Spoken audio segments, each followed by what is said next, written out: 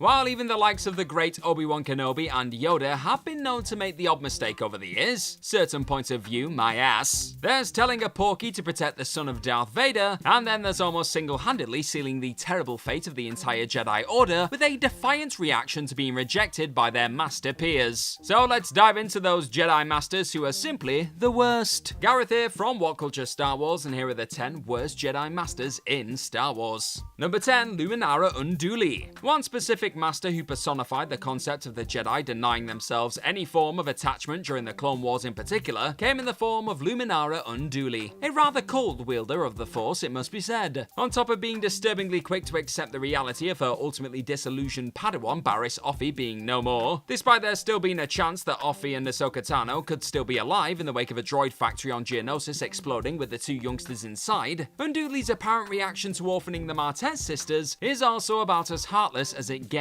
too. As Rafa would explain to Ahsoka during the 7th episode of Clone Wars Season 7, a Jedi matching the description of Unduli came to speak to the children in the wake of the Peacekeepers steering a ship into their homes and killing their parents in their bids to protect a crowded platform from being smashed into. Her words of "I had to make a choice, but not to worry, the Force will be with you," did little to comfort the kids who had just been left without parents or shelter, and served as a reminder why some folks had every reason to believe the Jedi were just as bad as anyone else causing chaos in the galaxy. Number 9, Bola Rapal. You had one job, Master Bola Rapal, one job. It was his sole responsibility to keep the Jedi memory crystal out of the hands of those outside of the Order. But in the wake of Cad Bane managing to break into the Jedi Temple and stealing a Jedi holocron, Rapal was captured remarkably quickly by the bounty hunter and soon helped both Bane and Darth Sidious edge ever closer to pulling off their despicable plan. The all-important crystal Rapal had been tasked with keeping an eye on was hugely significant to the Order, as it contained a list of all the known Force-sensitive children in the galaxy. So if this valuable object that pretty much held the entire future of the Jedi Order in it fell into the hands of, oh, I don't know, the Dark Lord of the Sith, it's safe to say more than a few folks would have a bad feeling about it. But that's precisely what happens. Admittedly, Bane's coming into possession of the crystal came after Rapal defiantly refused to open the holocron, losing his life in the process. Yet that doesn't change the fact that Rapal's failure to keep the crystal away from people outside of the Order paved the way for the disturbing kidnapping of Force-sensitive children on Sidious's request down the road. Number 8, Oppo Rancisis. What a look, eh? Taking up a spot on the Jedi High Council during the prequel era, the white-haired, snake-like being known as Master Oppo Rancisis could routinely be found perched on a comfy seat throughout the Clone Wars, and doing very little else in all honesty. Now, yeah, that's a bit unfair, okay. Rancisis was actually said to have been extremely developed in the ways of the Force, even preferring his Force abilities to his lightsaber when in combat. He was even classed as one of the wisest members on the High Council, also serving as a top strategist and military advisor during the Clone Wars. So it's just a shame that fans were never really given a chance to see this distinct alien Force wielder really strut his stuff at any point on the big or small screen in the time during episodes 1 to 3, or even in the years after somehow surviving the Great Jedi Purge. Again, this Thespian was seemingly highly regarded by the Jedi at the height of their existence, but it's still hard to argue against him being one of the least impactful or memorable masters on the Council, and it's likely Vader and co simply forgot he even existed in the wake of Order 66. Number 7, Luke Skywalker. Look, Luke Skywalker as a Jedi Padawan/Knight was unquestionably one of the key factors in the toppling of the Empire, but as a Jedi Master, well, nobody's perfect, right? Proving himself once again to be one of the most influential Force users of all time, for better and for worse, Skywalker's building of a new Jedi Academy ultimately set the stage for an event that would have a catastrophic impact on the rest of the galaxy. Sensing his Padawan Ben Solo as having his heart turned to the dark side by Snoke, a brief loss of control led to Luke brandishing his lightsaber in an attempt to stop this evil in its tracks. The urge to cut down his nephew passed as quickly as it arrived in the end, but the damage was already done. Young Solo spotted his master standing over him with his lightsaber raised, and Luke's inability to sense that Ben could still be brought back to the light resulted in Han Solo and Leia Organa's child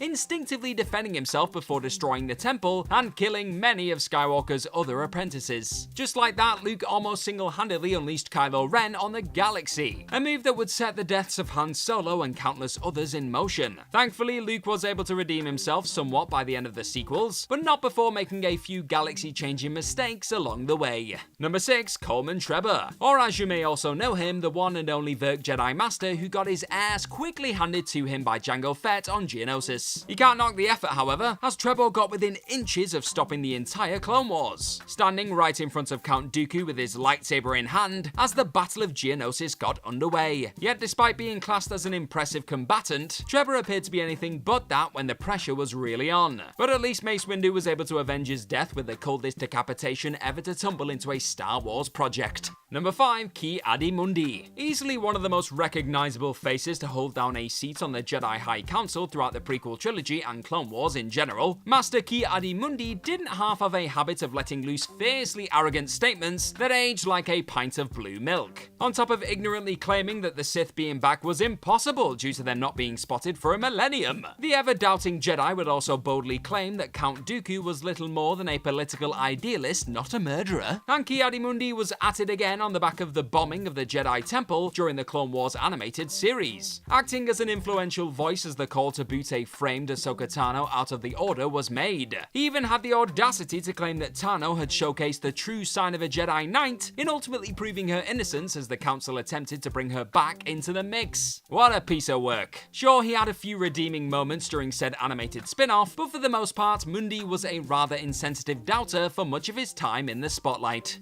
Number 4, Mace Windu. Time and time again as the Clone Wars unfolded, Mace Windu proved that he was quite possibly the mightiest Jedi of the lot, regularly leading clones into battle and showcasing why he was a Jedi warrior to be reckoned with. But he also continually demonstrated the major flaws of the Jedi around the time of the Republic, that being a level of hubris and hypocrisy that ultimately led to a fatal conclusion for both the Order and much of the galaxy. Alongside the likes of Ki-Adi-Mundi, Windu also once notably doubted Dooku being capable of murder, claiming that assassination wasn't in his character as a former Jedi. Yet as the Clone Wars reached their climax, what was the purple-bladed master spotted attempting to do? Assassinate Darth Sidious before he could stand trial. And it was this and his overall refusal to ever fully trust in Anakin Skywalker as the Chosen One that eventually kickstarted both the rise of Vader and fall of the Order. All in all, Windu may have been arguably as strong as or even more powerful than Master Yoda, but his foolish actions served as a reminder of how even the apparent wisest of Jedi had lost their way by the time Order 66 was made a reality. Number 3 are the Jedi Masters who tried to take down Sidious. In fairness, trying to go toe-to-toe with the biggest bad in the galaxy was never destined to be a simple day at the office, was it? But the fact a whopping 3 supposed Jedi Masters were all taken out by a recently revealed Darth Sidious, with almost hilarious ease, more than earns these otherwise respectable Force wielders a spot on this list. Again, Palpatine wasn't just any old Darksider, it must be said. He was the mastermind behind the entire Clone Wars, and the person responsible for the re-emergence of the Sith. But was he really that masterful with a lightsaber that he could dispatch 3 of the greatest lightsaber wielders ever to grace the Order, as though they were little more than a bunch of hapless battle droids? If Agent Cola, Saesee Tin, and Kit Fisto were really the master swordsmen, legendary warriors, and greatest lightsaber duelists of their time they were often referred to as, then surely they would have lasted longer than a few seconds against just one red-bladed adversary, right? Perhaps this simply acts as another example of the Order believing in their own hype a little bit too much. Whatever way you slice it though,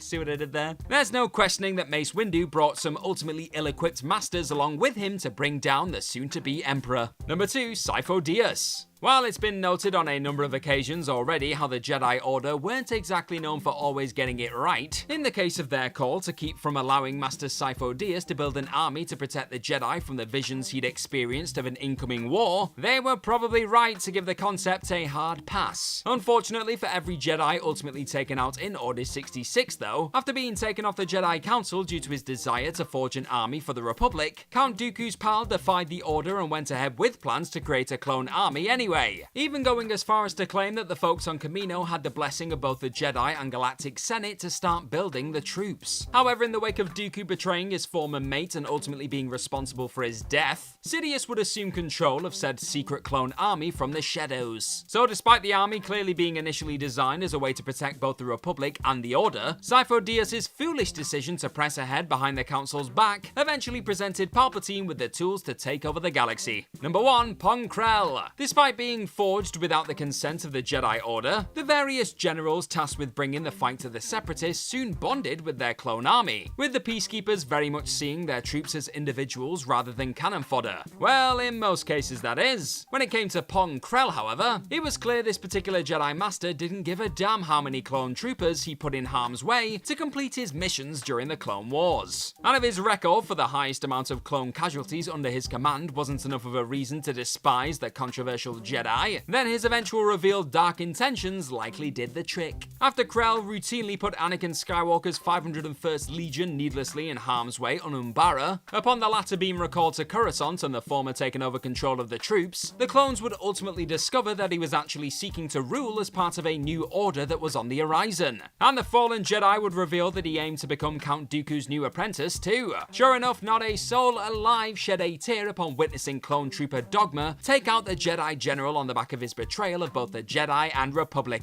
That being said, he didn't half have some cool double-bladed lightsabers though, right? And that's our list of any other Jedi Masters who were the absolute worst. Let us know all about them in the comments section right down below, and do not forget to like, share, and click on that subscribe button while you're at it. Also, if you like this kind of thing, then head on over to whatculture.com and find some more fantastic articles just like the one this video you're watching right this second is based on. I've been Gareth from What Culture Star Wars. May the Force be with you as always. Thanks very much for watching this video today, and hopefully I'll see you very, very soon. Bye bye!